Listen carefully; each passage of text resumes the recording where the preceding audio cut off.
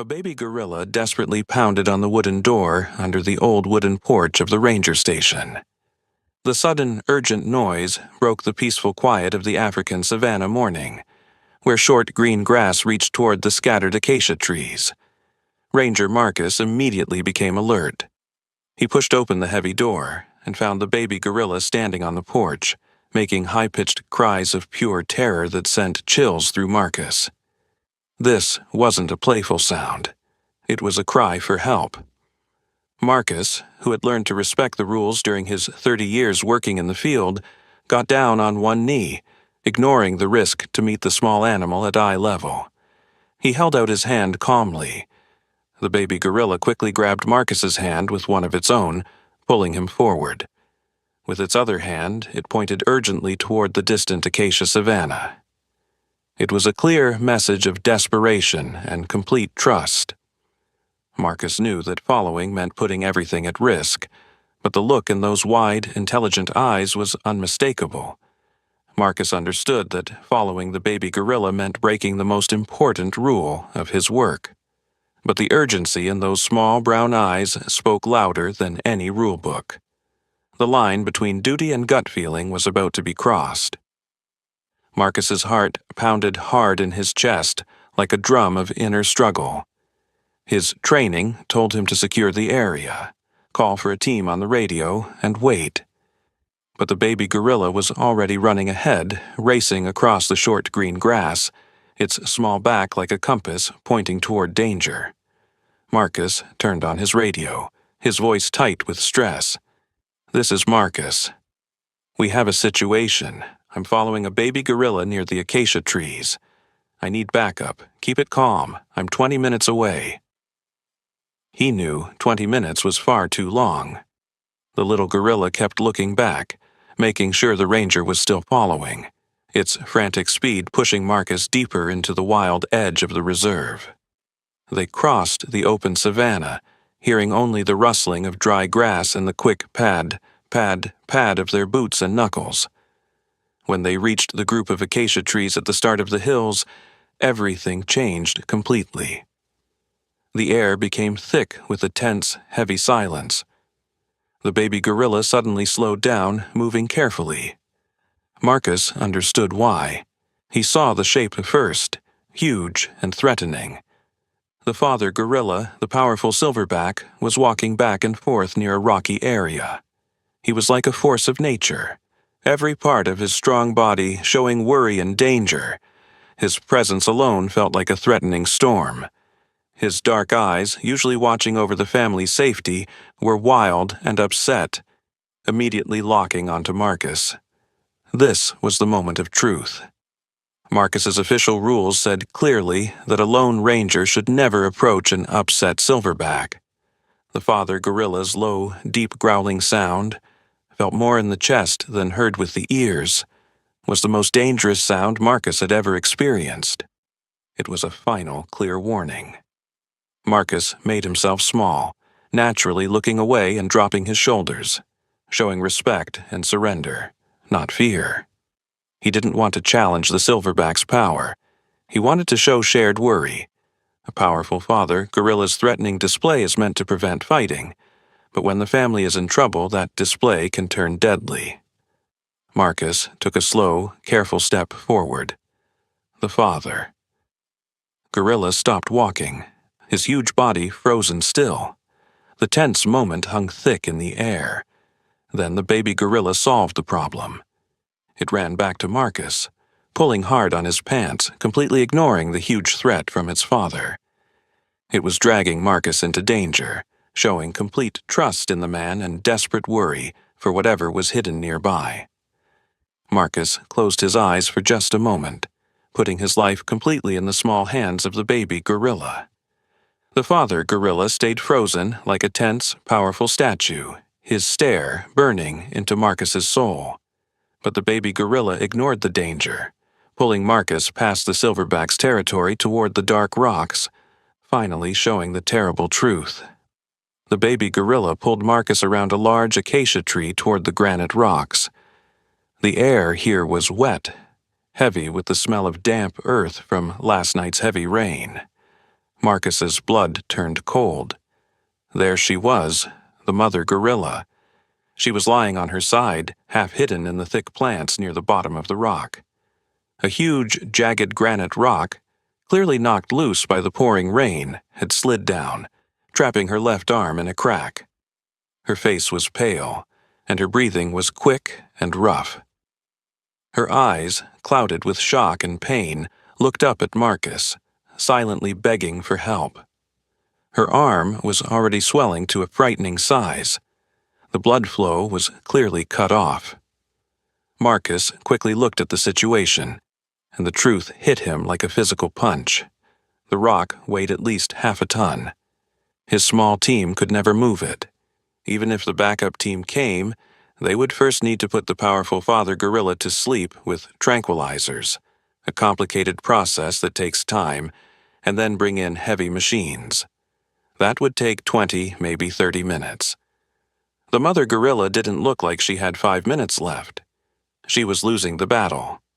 Right then, a huge presence appeared above them. The father gorilla had followed. He stood there, his smell filling the tight space, a mix of animal scent and sadness. He looked down at the trapped mother gorilla, then at Marcus, and made a soft, sad sound. It wasn't a threat, it was pure grief. In that moment, the invisible line between ranger and wild ape, between human and animal, completely disappeared.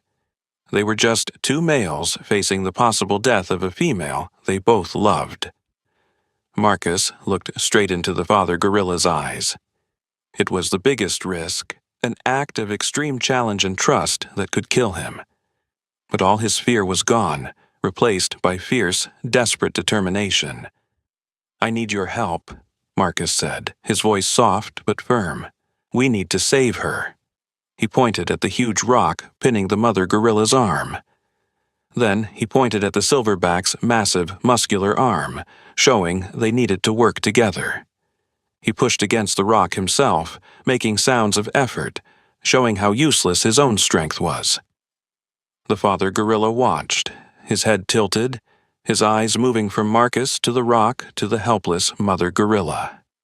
The mix of his thoughts, instinct, intelligence, and feelings was almost visible in his deep eyes.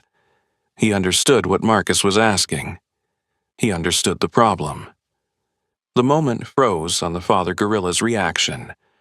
With the father gorilla's huge intelligent eyes still watching him, Marcus grabbed a thick fallen branch to use as a lever, knowing that if the silverback attacked now, everything would.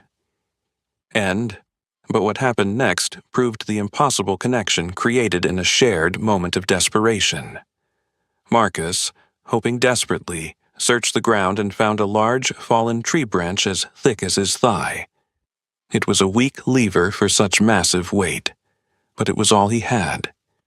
He quickly pushed the branch into a small gap under the rock.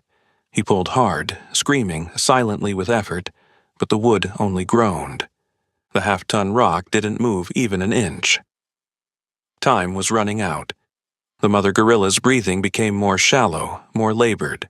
Her eyes were starting to close. Marcus felt panic rising in his throat. Come on," he whispered desperately, his hands shaking as he repositioned the branch. Suddenly, a huge, scarred black hand, its knuckles thick from years of walking and showing dominance, closed around the end of the same branch. The father gorilla had joined him. He was silent. He simply wrapped his other powerful arm around a solid part of the rock formation to steady himself, positioning himself perfectly across from Marcus. He was ready. "Okay, big guy," Marcus said quietly, his voice shaking with fear and amazement. "On my signal. Push with me. We can do this." Marcus looked at the silverback, gave a quick, determined nod, and then threw all his weight against the lever. At the exact same moment, the father gorilla let out a deafening, chest-pounding roar of pure, focused effort, and pushed.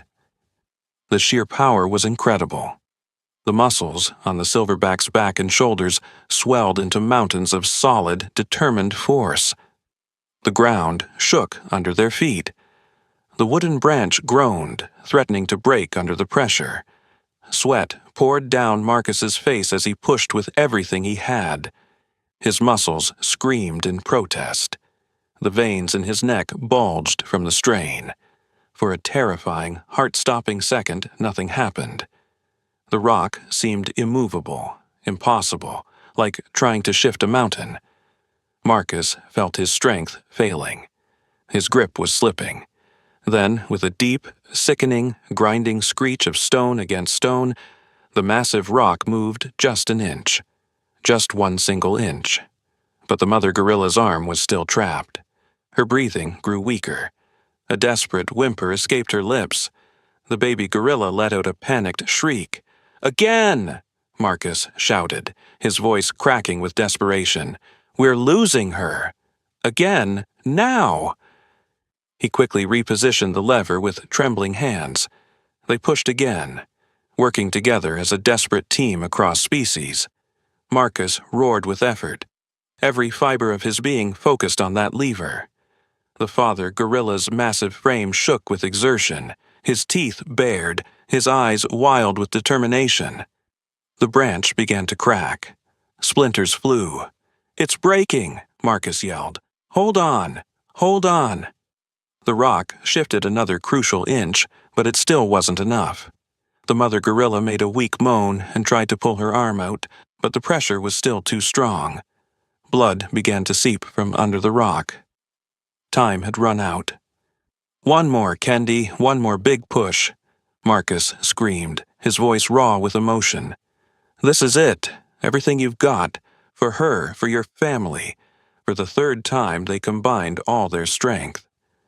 Marcus's world narrowed down to the straining wood, the heavy animal smell of the gorilla beside him, and the single shared goal of freeing the mother gorilla. His vision blurred, his heart felt like it would explode. The father gorilla released a sound unlike anything Marcus had ever heard, a primal roar that seemed to come from the very depths of his soul, a sound of love and desperation and absolute refusal to give up. The branch bent to its breaking point. The wood screamed. Marcus felt something tear in his shoulder, but he didn't stop. He couldn't stop. The mother gorilla's eyes fluttered. She was fading. And then, in one explosive moment, the rock suddenly shifted a full 6 inches, grinding across the granite with a sound like thunder. The gap opened. It was enough. With a final pained cry, the mother gorilla wrenched her arm free. She collapsed onto the wet ground, immediately holding her damaged arm. The baby gorilla rushed to her side, holding onto her back and making sounds of huge relief. Marcus stumbled backward, his legs feeling like water, and fell into a sitting position on the ground. His hands were bleeding. His body shook uncontrollably. He couldn't breathe. He couldn't think. He stared, completely breathless, at the two of them, the man and the ape, still holding the life-saving branch, their hearts beating together. For a long moment, neither moved. They had done the impossible. The mother gorilla was safe, but the most meaningful part of the whole experience was still to come, happening in the quiet moments after as Marcus fell back, completely breathless, and looked into the eyes of the majestic silverback. Next to Marcus, the father gorilla stood breathing hard, his massive chest moving up and down. The great ape looked down at the now awake mother gorilla, then turned his huge head and looked straight at Marcus. There was no anger in his look, no threat, no show of dominance. There was only a deep, meaningful, and clear expression of understanding.